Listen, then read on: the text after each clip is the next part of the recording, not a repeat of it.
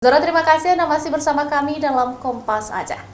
BMKG Stasiun Meteorologi Kelas 1 Sultan Iskandar Muda Banda Aceh mengingatkan masyarakat untuk mewaspadai perubahan cuaca yang dapat berubah sewaktu-waktu, terutama di masa peralihan cuaca seperti angin kencang yang berpengaruh pada aktivitas sehari-hari, apalagi untuk penerbangan dan juga pelayaran.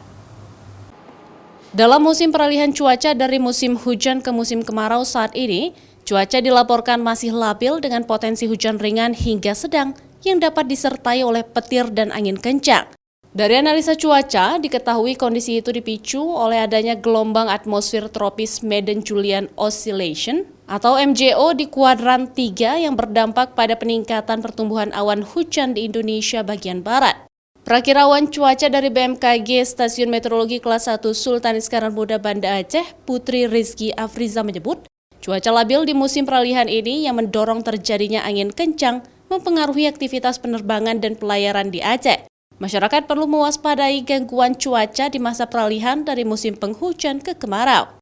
Karena kita sekarang dalam musim peralihan ya, dari musim hujan menuju musim kemarau, sekarang cuaca masih cukup labil, jadi memang masih ada potensi terjadinya hujan ringan hingga sedang dan juga angin kencang yang dapat mempengaruhi itulah penerbangan maupun pelayaran. Cuman untuk bulan Januari ini intensitas angin kencang dengan hujan deras tidak seintens bulan-bulan sebelumnya seperti November, Desember, karena bulan Januari ini kita sudah memasuki bulan peralihan.